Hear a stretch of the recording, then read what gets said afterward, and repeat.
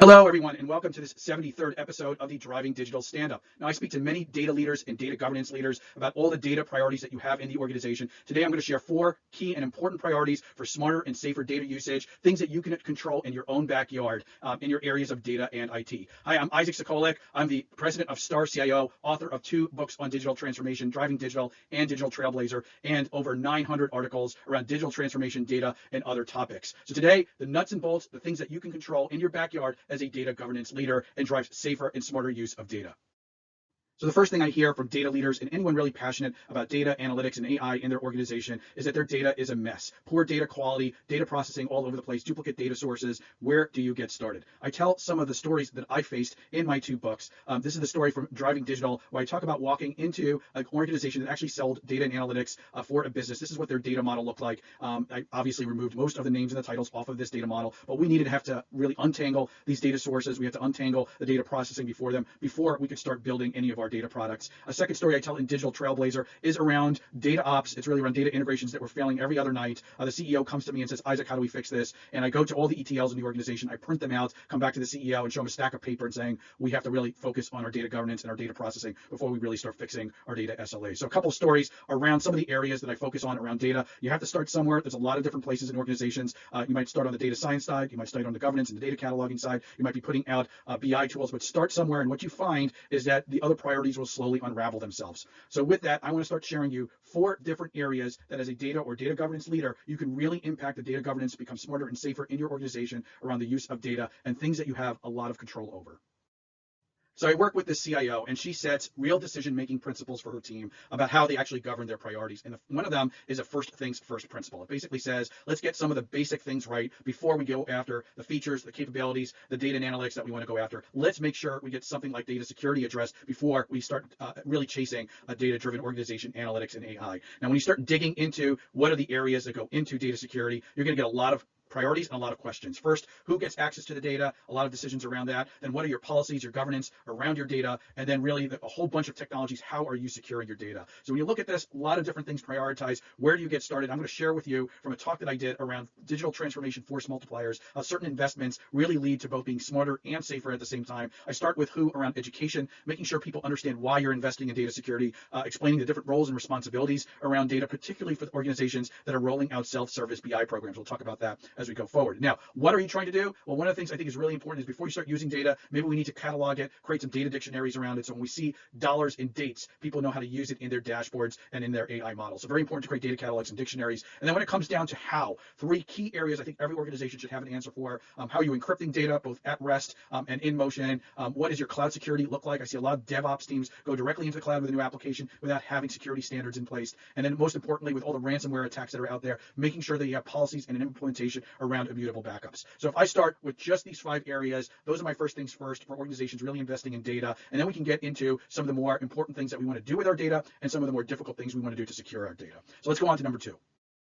So when I look in my own backyard as a CIO, one of the key areas that I'm really going to focus on is data and analytics and how it's being used inside IT operations. We generate a ton of observability data, whether it's log files, whether it's system and performance information. If we're multi-cloud, it's happening in our data center across different clouds. We're doing it at different levels. And it used to be really difficult to bring all this data and look at all this data holistically and say, what is the root cause of a problem or an incident? So when I start thinking about data and analytics and what you can control, let's fix a problem that exists in our backyard by applying machine learning and artificial intelligence to all of our observability data. I've done a number of writing and actual videos around AIOps as a key area for digital trailblazers to focus on. I'm going to share a few use cases here. This is around the age-old problem of maintaining your CMDB. How do you keep it accurate and up to date? And so the first area of AIOps gets into how we use different automation technologies. Here I focus on discovery and dependency mapping. It's not only capturing your assets, it's actually looking at the interactions, particularly for microservices, database and application interactions, and saying, here's all the dependencies connecting your different sources. I'm using that DDM to load into my CMDB. So that's one key area of AIOps. A second area is around aggregating alerts and starting to correlate them. So if I have an outage or slow performance in my database, my application, 3 microservices are all going and sending alerts out. How do I bring all this data together and start doing alerts around it? And what you can see is we start putting all this together. I have a CMDB where issues are happening. I've correlated alerts saying this is happening in my environment. I can start correlating that into single incidents where people or automation can respond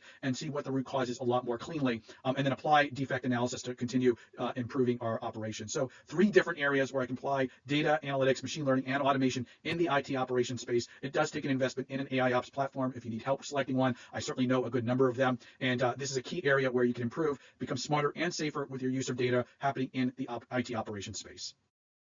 So my third and fourth areas around smarter and safer data governance policies really focuses on the consumption layer. Those who are using data and analytics to provide value and better decision-making, customer and employee-facing models, dashboards, etc. Here we're going to really focus on the machine learning lifecycle. You have data scientists doing analysis. You have analysts doing analysis around your data. How are you supporting them in the same way that you provide a software development lifecycle? I think it's very important to have a machine learning model lifecycle. And you can see there are a couple of disciplines that go into this. First, understanding who the key players are is not just the data scientists doing their experiments, but other contributors and stakeholders around data science and modeling, include security, IT operations, the data governance teams, application teams using those, and obviously our business sponsor. So clearly an important group of people involved in the entire life cycle of building and using and maintaining a model. The MLOps side of the machine learning life cycle is very similar to DevOps. We're really concerned around automation, around the infrastructure, around integration, around collaboration. So these are the nuts and bolts that help data science teams move through toil and be able to do models more efficiently. And when you look at ModelOps is really closer to the SDLC. It's about how they're building, maintaining, and supporting the models. It's how they're monitoring it for drift. It's how they're bringing in new tag data and new training data into their models. So the entire data science work around managing, maintaining, growing, adding models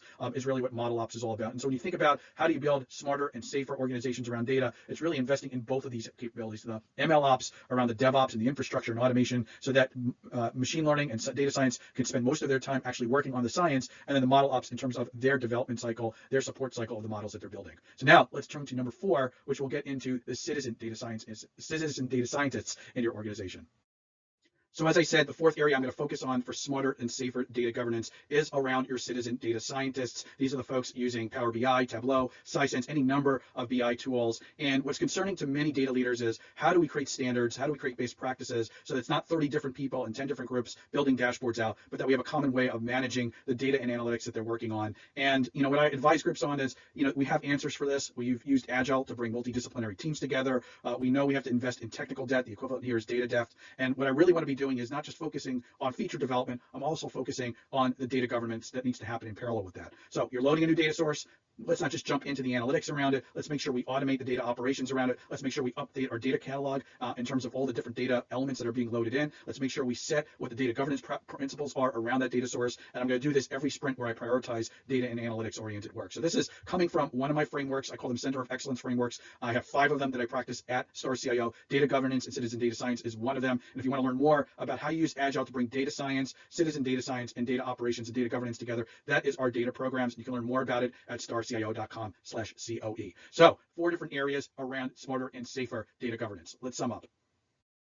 So as I said at the start, focus on smarter and safer data governance. First things first, in your own backyard with data security and implementing at least 5 of the best practices that I shared earlier in IT operations, really centralizing your observability data, automating more of your CMDB. Those are some of the AIOps practices that I focused on. Then when you look at the consumption layer, enabling an SDLC and infrastructure automation in your machine learning data science work, that's the areas of MLOps and ModelOps. And then in our Center of Excellence programs, really enabling Agile to bring together our citizen data scientists with our data debt and data operations and governance work, and that's part of our Agile data programs. Thank you for joining this month's Driving Digital Stand-Up. I really thank you for joining. I hope you'll subscribe to the channel. You'll see the link pop up here. You can also join my newsletter, and that's starcio.com/DDS/EP72 to join the newsletter. I come out every month with my articles and my videos that I shared, and then I really hope you'll join one of our upcoming episodes of the Coffee with Digital Trailblazers. We meet every Friday at 11 a.m. Eastern Time. The URL is starcio.com/coffee/next-event. And you can come in and listen, and if you have something to ask or contribute, you can raise your hand and join us on stage. Thanks again for joining this week's